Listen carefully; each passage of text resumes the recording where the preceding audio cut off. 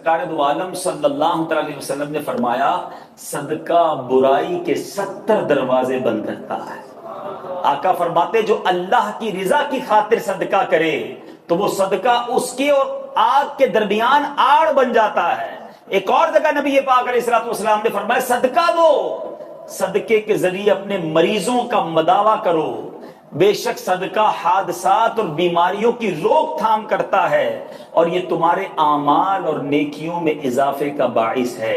میں سوال کرتا ہوں اس شخص سے جو کہتا ہے میں نے 1000 دیے 10,000 نہیں ہوئے۔ آپ نے 1000 دیے اور باہر جا کر آپ کا ایکسیڈنٹ ہونے والا تھا۔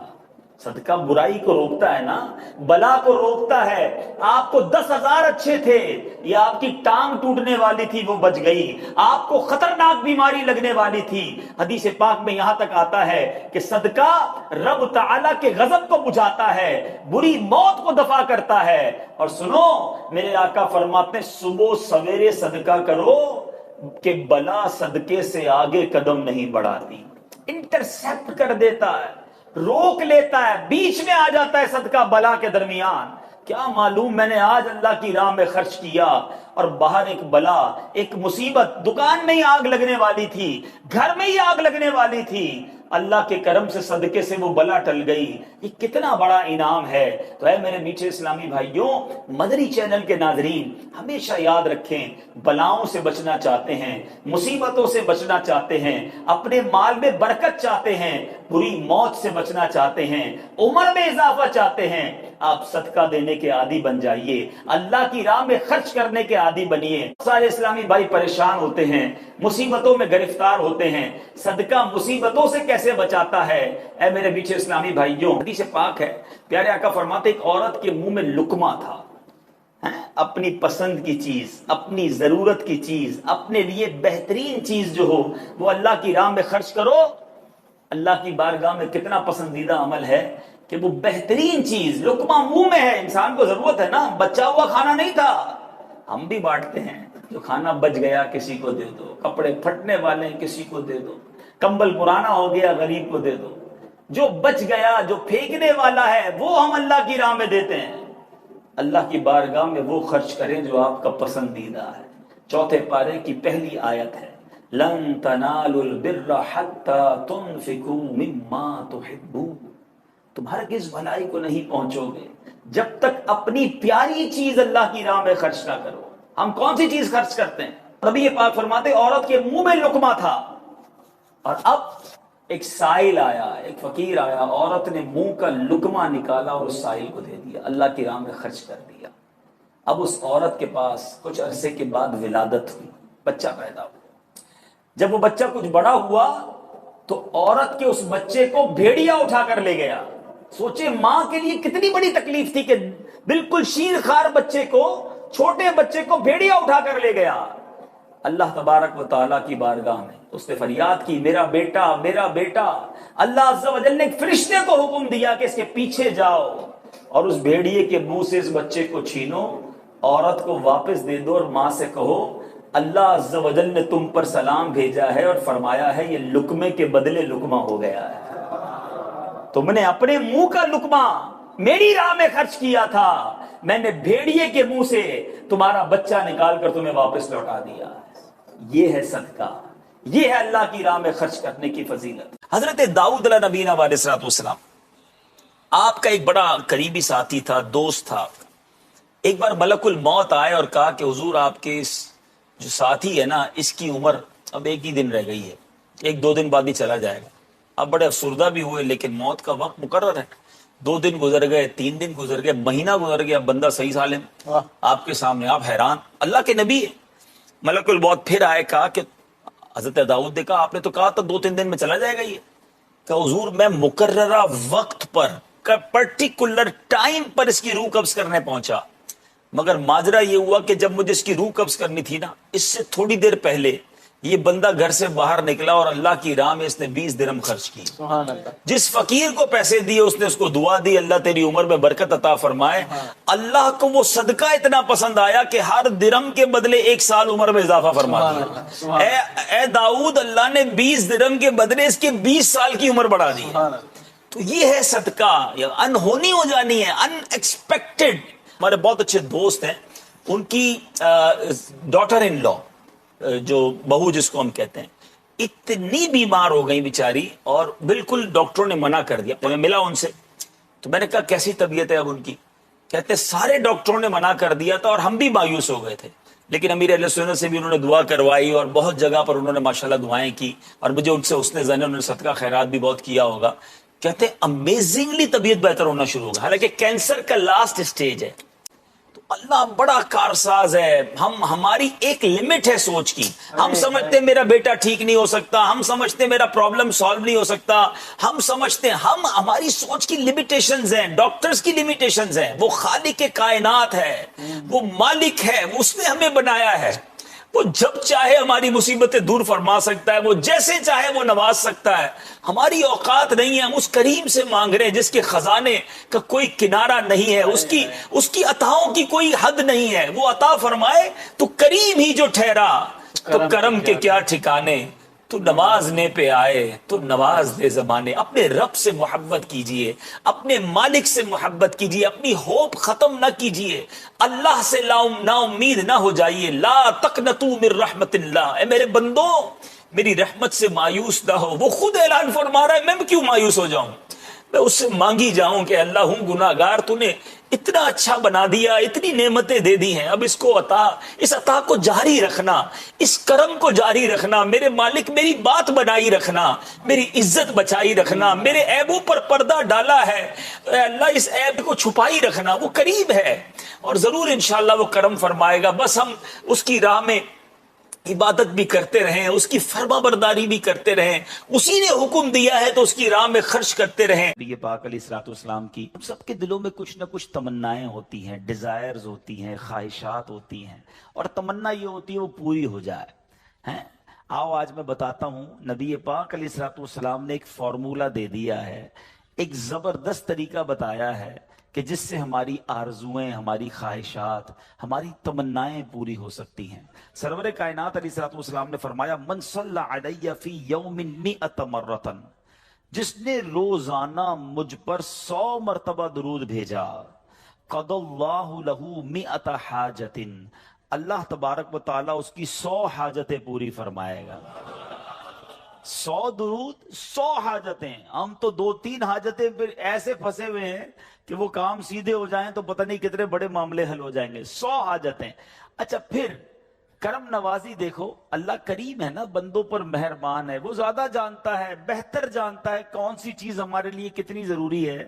تو پھر آقا فرماتے ہیں 70 منہا لآخرتہ و30 منہا لدنیا. آقا فرماتے ان میں 70 آخرت کی اور 30 دنیا کی حاجات ہوں گی. دنیا میں 30 حاجتیں پوری ہو جائیں گی اور آخرت کی 70 حاجتیں پوری ہوں گی. اور کرنا کیا ہے، محنت کیا کرنی ہے، کوشش کیا کرنی ہے، صرف 100 بار درود پاک پڑھنے والے کو یہ اجر ملتا ہے. تو اے میرے میٹھے اسلامی بھائیوں، چلتے پھرتے اٹھتے بیٹھتے آج کل سوشل میڈیا پہ گھنٹوں ہمارے وقت گزر رہے ہیں، اس سے بچیے اور درود پاک اپنی زبان پر جاری رکھیے. پھر دیکھیں انشاءاللہ.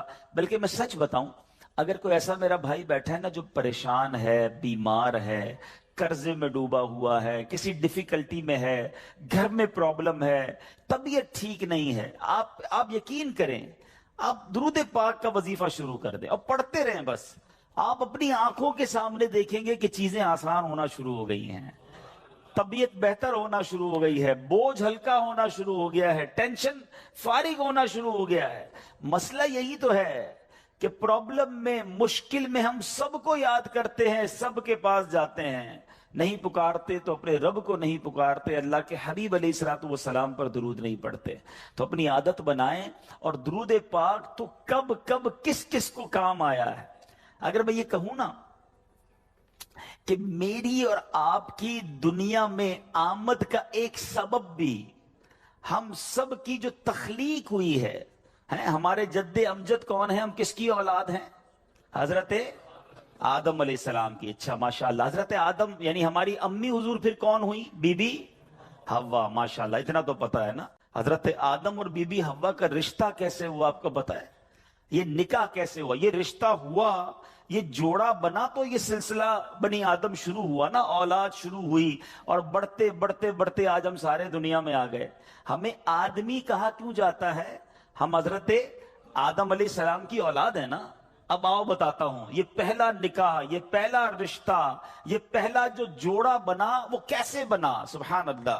اب اس کے بارے میں یہ آتا ہے کہ جب علامہ نبہانی رحمت اللہ تعالی نقل کرتے کہ جب اللہ عز و جل نے حضرت آدم علیہ السلام کو پیدا کیا، انہوں نے آنکھیں کھولی تو عرش پر اسم محمد صلی اللہ تعالی علیہ وسلم لکھا ہوا دیکھا۔ حضرت آدم کے دنیا میں آنے سے پہلے ہی میرے آقا کا چرچا ہے، نبی پاک کا نام عرش پر لکھا ہوا ہے۔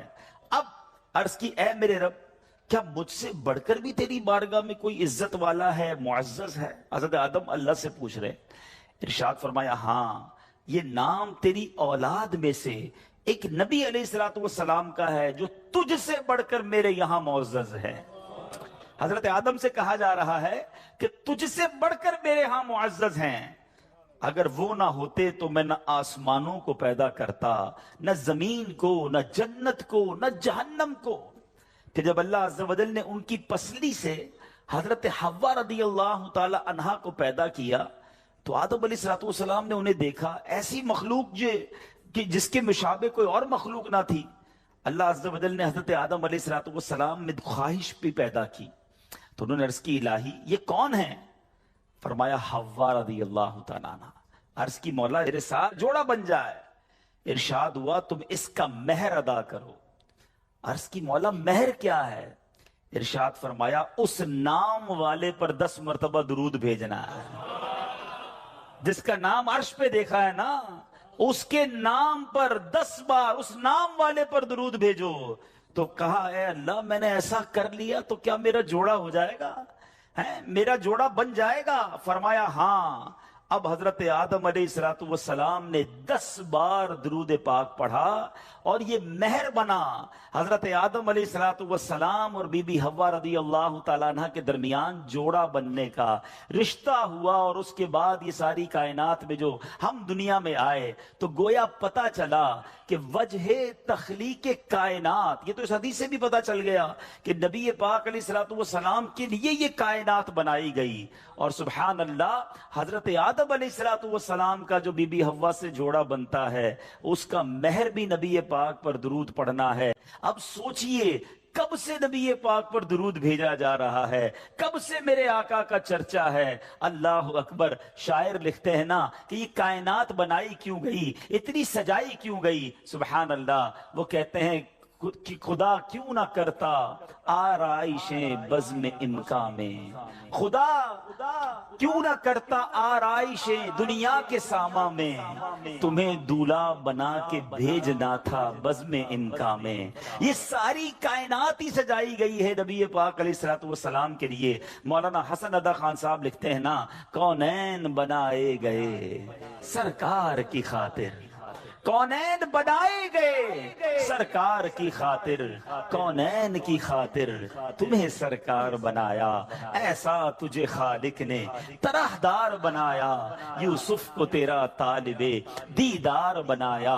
حضرت آدم علیہ السلام نے جب یہ سوال کیا ہوگا، ذرا امیجن کریں کہ یا اللہ مجھ سے بڑھ کر بھی کوئی تیرے ہاں عزت والا ہے، تو بتایا کیا گیا ہے تیری اولاد میں آنا تیرے بعد بظاہر ہے مگر تجھ سے بھی زیادہ عزت والا ہے۔ سیدی اعلیٰ حضرت امام اہل سنت بڑا پیارا شعر لکھتے ہیں کہ جب سے حضرت آدم علیہ السلام کو یہ پتا چلا کہ میری اولاد میں کوئی ایسی شخصیت نے بھی آنا ہے جو رب کے یہاں اتنا مقبول ہے، تو اس کی یاد میں حضرت آدم علیہ السلام گویا گم رہا کرتے۔ سبحان اللہ۔ سیدی اعلیٰ حضرت لکھتے ہیں کہ حضرت آدم علیہ السلام کیا کہا کرتے کہ ظاہر میں میرے پھول ہیں، حقیقت میں میری اصل۔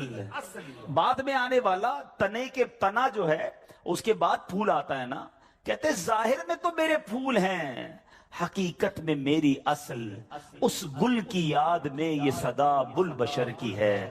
ابو البشر کہتے ہیں حضرت آدم علیہ السلام کو، وہ اس وقت بھی نبی پاک کو یاد کرتے تھے کہ ایک پھول نے آنا ہے، لیکن باغ سجایا اسی کے لیے گیا ہے، سب ساری کائنات سجی اسی کے لیے ہے. سید اعلیٰ حضرت لکھتے ہیں نا، کیا خوبصورت بات لکھتے ہیں، انہی کی بو مایہ سمن ہے، انہی کا جلوہ چمن چمن ہے، انہی سے گلشن مہک رہے ہیں، انہی کی رنگت گلاب میں، آقا ہی کا سب کچھ ہے، انہی کا سب یہ سجایا ہوا، ان کے صدقے سے یہ ساری کائنات بنی ہے.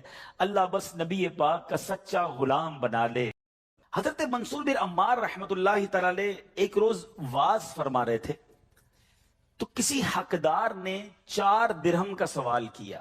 کوئی غریب تھا، مسکین تھا، اس نے 4 درہم کا سوال کیا. تو آپ رحمت اللہ تعالی نے اعلان کیا کہ جو اس کو 4 درہم دے گا میں اس کو 4 دعائیں دوں گا. آپ نے، اللہ کے ولی تھے، آپ نے فرمایا جو اس کو 4 درہم دے گا میں اس کو 4 دعائیں دوں گا. اس وقت ایک غلام گزر رہا تھا، خود بھی غریب تھا، مگر اللہ کے ولی کی ایک ایسی شاندار آواز سنی کہ 4 دعائیں ملیں گی. تو اس نے کیا کیا، اپنے پاس اس کے 4 درہم تھے، وہ اس نے غریب کو دے دیے، اس سائل کو دے دیے. تو حضرت نے کہا کہ اب بتاؤ کون سی 4 دعائیں کروانی ہیں. کہ حضرت پہلی دعا تو کر دیں کہ میں غلامی سے آزاد کر دیا جاؤں، غلام ہوں، غلامی سے میری آزادی ہو جائے. نمبر 2، مجھے ان درہم کا بدلہ بھی مل جائے، 4 درہم دے تو دیے، مجھے اس کا بدلہ بھی مل جائے. تیسری دعا حضور یہ کر دے مجھے اور میرے آقا کو توبہ نصیب ہو جائے. چوتھی دعا یہ کر دیں کہ میری، میرے آقا کی، آپ کی اور تمام حاضرین کی بخشش ہو جائے. 4 بڑی پیاری دعائیں کروا لی اس نے جناب. اب آقا کے پاس جب وہ غلام پہنچا تو آقا کہتا اتنی دیر کیوں ہو گئی، کدھر رہ گئے تھے بھائی، کئی کام سے بھیجا تھا، اتنا لیٹ. کہتا ہے حضور ایسا ایسا ماجرا ہوا، راستے میں حضرت منصور اللہ کے ولی وہ کہہ رہے تھے جو 4 درہم دے دے میں 4 دعائیں کروں گا. میں نے تو 4 درہم دی اور 4 دعائیں کروا کے آیا ہوں. کہا اچھا بتاؤ دعائیں کون سی تھی، پہلی دعا بتاؤ. کہا حضور میں نے پہلی دعا تو کی کہ اللہ مجھے غلامی سے آزاد کر دے. آقا کہتا جا تو غلامی سے آزاد ہے. پہلی دعا فوراً قبول ہو گئی نا، پہلے آقا کو دعا سنائی، آقا کہتا جا تو غلامی سے آزاد. کہا بتا دوسری دعا کون سی کروا کے آیا. کہا حضور دوسری دعا میں نے یہ کی کہ جو 4 درہم میں نے دیے مجھے اس کا بدلہ مل جائے. غریب آدمی تھا ظاہر ہے. تو آقا نے کہا کہ میں نے تجھے 4 درہم کے بدلے 4000 درہم دیے. ارے بھائی واہ بھائی. تیسری دعا بتا کون سی کروا کے آیا. کہا حضور تیسری دعا میں نے کی کہ مجھے اور میرے آقا کو گناہوں سے توبہ کی توفیق نصیب ہو. یہ سنتے ہی آقا، واقعی آقا تھا، اس کی زبان پر استغفار جاری ہو گیا، کہنے لگا یا اللہ میں اپنے پچھلے سارے گناہوں سے توبہ کرتا ہوں. کہا بتا چوتھی دعا کیا کروائی تھی. کہا حضور چوتھی دعا یہ تھی کہ آپ کی، یعنی میرے آقا کی، میری اور تمام حاضرین اجتماع کی مغفرت ہو جائے. یہ سن کر آقا نے کہا 3 باتیں تو میرے اختیار میں تھی، وہ میں نے کر لی، چوتھی میرے ہاتھ میں نہیں ہے. مغفرت کرنا تو اللہ کا کام ہے نا. اسی رات آقا نے خواب میں کسی کہنے والے کو سنا کہ جو تمہارے اختیار میں تھا وہ تم نے کر دیا، اور میں ارحم الراحمین ہوں، میں نے تمہیں، تمہارے غلام کو، منصور بن عمار کو اور تمام حاضرین کو بخش دیا ہے. کیا بات ہے، کیا بات ہے، سبحان اللہ. ہیں یہ میرے میٹھے اسلامی بھائیوں، یہ واقعہ جو ہے یہ کتنی زبردست موٹیویشن ہے کہ ہمیں نہیں پتا ہوتا، کسی غریب کی مدد کر کے، کسی محتاج کی مدد کر کے، کسی پریشان حال بندے کی مدد کر کے ہم کبھی کبھی ایسی دعا لے لیتے ہیں کہ ہمیں اندازہ بھی نہیں ہوتا، اور وہ ایسی دعا دے دیتا ہے کہ بگڑی بن جاتی ہے، مشکلیں ٹل جاتی ہیں.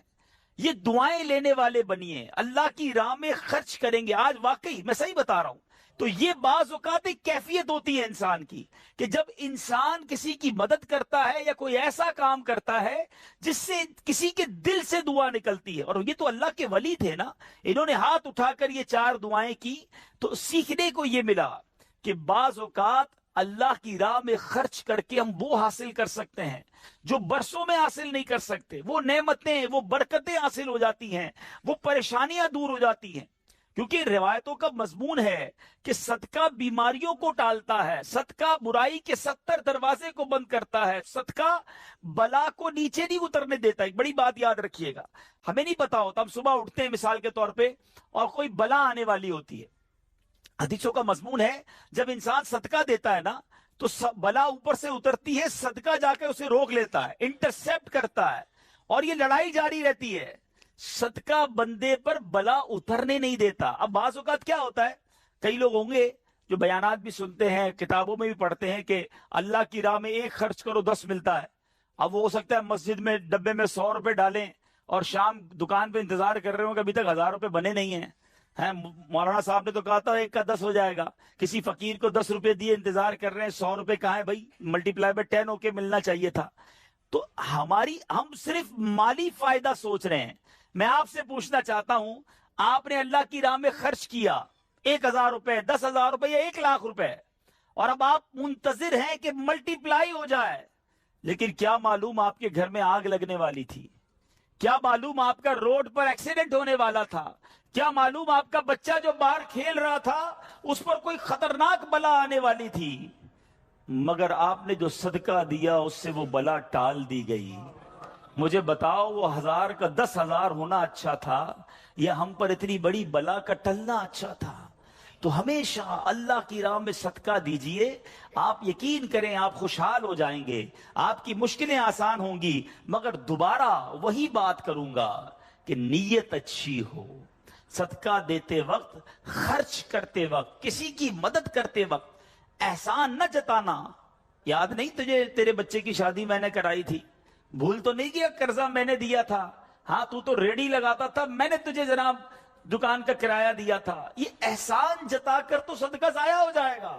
یا ایھا الذین آمنوا لا تبطلوا صدقاتکم بالمن والاذی، اے ایمان والو اپنے صدقے ضائع نہ کرو احسان جتا کر، تکلیف پہنچا کر۔ تو کچھ لوگ صدقہ دیتے بھی ہیں، مدد کرتے بھی ہیں، پھر ساری زندگی جتا رہے ہوتے ہیں۔ تو یہ بربادی ہے، یہ نہ کریں۔ بس اللہ کے لیے، اللہ کی رضا کے لیے آپ خرچ کریں اور پھر دیکھیں اس کی برکتیں کیسے ملتی ہیں۔ قرآن میں اللہ تبارک و تعالی اپنی راہ میں خرچ کرنے والوں کو کیسا مژدہ سناتا ہے، کیسی خوشخبری ہے، کیسا فرمان ہے۔ اللہ فرماتا ان المصدقین والمصدقات واقرضوا اللہ قرضا حسنا یضاعف لهم ولهم اجر کریم، بے شک صدقہ دینے والے مرد اور صدقہ دینے والی عورتیں اور وہ جنہوں نے اللہ کو اچھا قرض دیا، ان کے دونے ہیں اور ان کے لیے عزت کا ثواب ہے۔ اب کمال یہ ہے، یہ ایک جگہ نہیں، قرآن میں کئی جگہ اللہ تبارک و تعالیٰ نے قرض کا لفظ استعمال کیا ہے۔ کوئی اللہ کو جو اچھا قرض دے؟ مجھے ایک بات بتائیے، میں آپ میں سے کسی کو کوئی 10,000 روپے رکھوائے اور تھوڑے دنوں بعد کہے کہ ذرا وہ 10,000 میں سے 5,000 روپے دے دو، تو اس 5,000 دینے والے نے کوئی کمال کیا؟ اس کا تو کوئی کمال نہیں نا، پیسے میرے تھے اور میں نے کہا کہ میرے 10,000 میں سے 5,000 مجھے دے دو، کیا کمال کیا؟ میرے پیسے تھے واپس دے دیے۔ مگر اللہ کی شان دیکھو، اللہ کی کرم نوازی دیکھو، شان کریمی دیکھو، ہم سب کو دانا دانا اس نے دیا ہے۔ ہم تو پیدا ہوئے تھے، کپڑے بھی جسم پر نہیں تھے، کھانے کو اس نے دیا، پہننے کو اس نے دیا، گھر اس نے دیا، مال اس نے دیا، سب اس نے دیا۔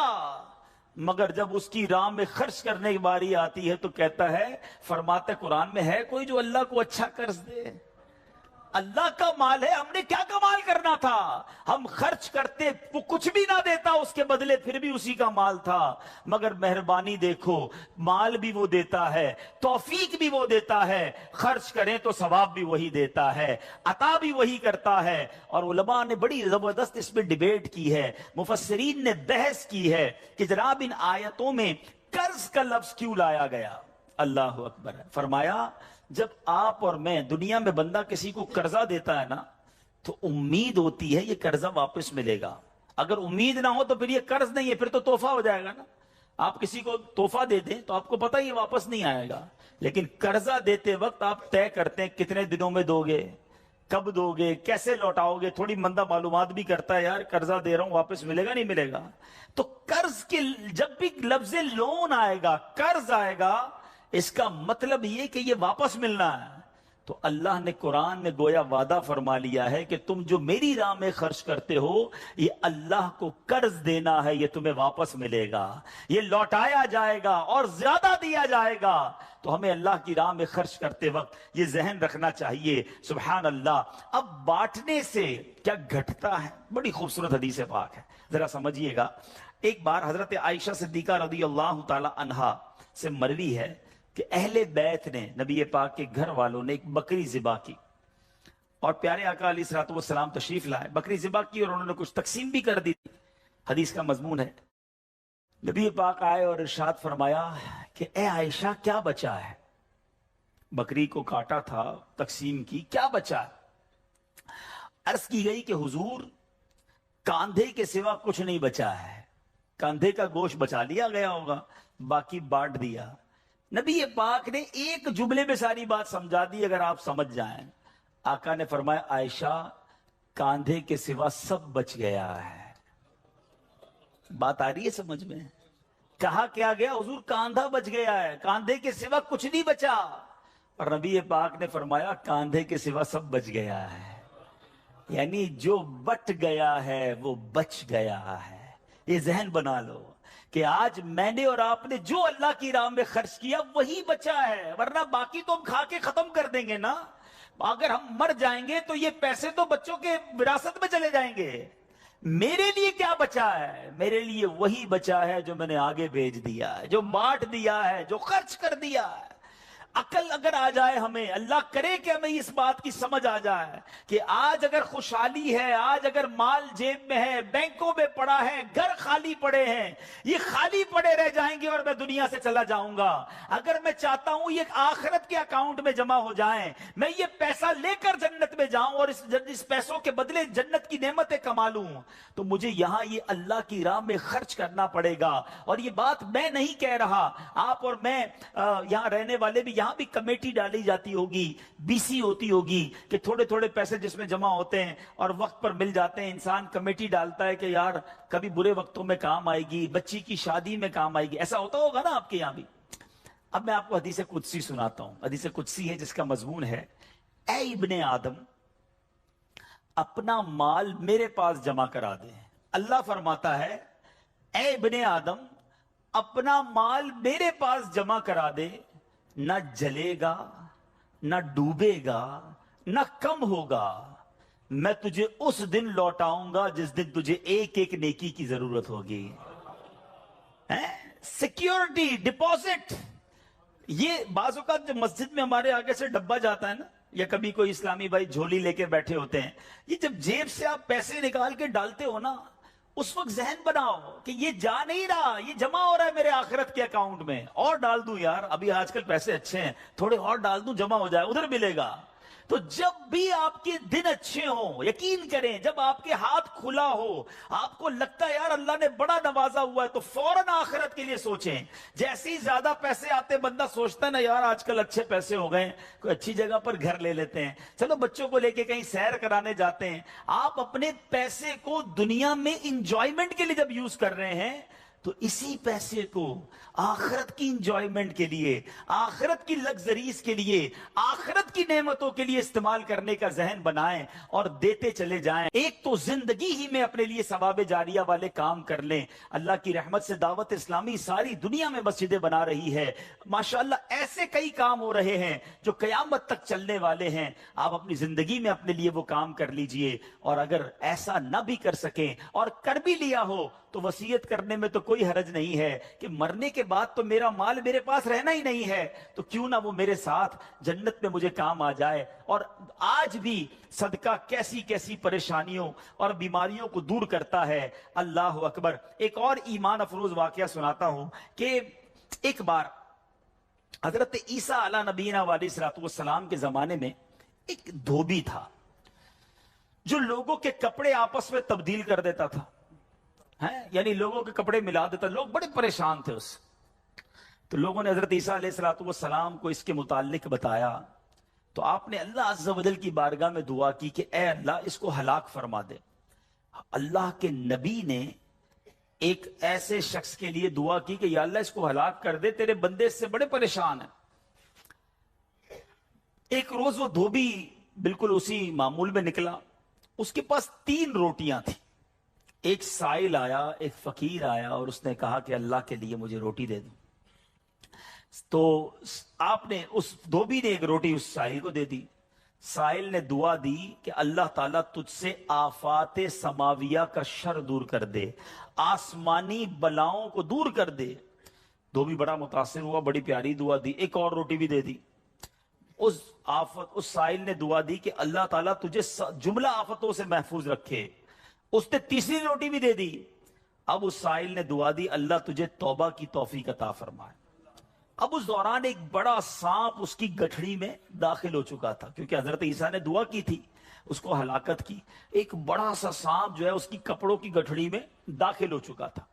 جب دھوبی نے کپڑے لینے کا ارادہ کیا تو اس سانپ نے اسے ڈسنا چاہا. ایک فرشتے نے اسی وقت سانپ کو لوہے کی لگام ڈال دی اور دھوبی سلامتی کے ساتھ واپس آ گیا. لوگوں نے حضرت عیسیٰ علیہ السلام سے کہا کہ یا روح اللہ، آپ نے دعا کی تھی، یہ بندہ تو ایسے ہی ہٹا گٹا گھوم رہا ہے، بالکل ٹھیک، کچھ مسئلہ ہی نہیں ہوا اس کے ساتھ، سلامت. تو آپ نے اس دھوبی کو بلایا، بتا تو نے کون سی ایسی بھلائی کی ہے، میں نے تیری ہلاکت کی دعا کی اور تو بالکل سلامت گھوم رہا ہے. وہ کہتا حضور میں نے 3 روٹیاں صدقہ کی ہیں. اتنے گناہ، اتنی خطائیں، سارا شہر پریشان، مگر جب صدقہ کیا 3 روٹی کا، آپ نے اس سانپ سے پوچھا کہ تو نے قتل کیوں نہیں کیا، تیری تو ڈیوٹی تھی نا. تو سانپ کہتا ہے اے اللہ کے نبی، اللہ نے آپ کی دعا تو قبول فرما لی، مجھے ہلاک کرنے کے لیے بھیج بھی دیا، مگر جب اس دھوبی نے ایک سائل کو صدقہ دیا تو ایک فرشتے نے مجھے لوہے کی لگام ڈال کر روک لیا. اب وہ دھوبی بھی سارا واقعہ سن رہا تھا کہ اتنے گناہ ہیں، سامنے ایک چھوٹا سا صدقہ کیا، میری ہلاکت رک گئی. اس دھوبی نے بھی توبہ کر لی، اپنے گناہوں سے تائب ہو گیا. کیا سیکھنے کو ملا؟ صدقہ بلاؤں کو ٹالتا ہے، صدقہ مصیبتوں کو ٹالتا ہے، صدقہ عمر میں برکت لاتا ہے. ایک بار حضرت داؤد علیہ نبینا علیہ السلام کے پاس ایک شخص تھا اور وہ حضرت ملک الموت آئے اور اس کو بڑا گھور کے دیکھنے لگے. تو تھوڑی دیر کے بعد ملک الموت تو چلے گئے. تو آپ نے اس شخص نے کہا کہ حضور یہ کون تھا جو مجھے گھور رہا تھا؟ آپ نے کہا ملک الموت تھے. ملک الموت سے پوچھا کہ تم کیوں گھور رہے تھے؟ کہا کہ یہ بندے کی اب 3 دن زندگی رہ گئی ہے، اب 3 دن کے بعد یہ دنیا سے چلا جائے گا. تھوڑے دن ہوئے تو وہ بندہ گھوم رہا ہے، پھر رہا ہے آپ کے سامنے.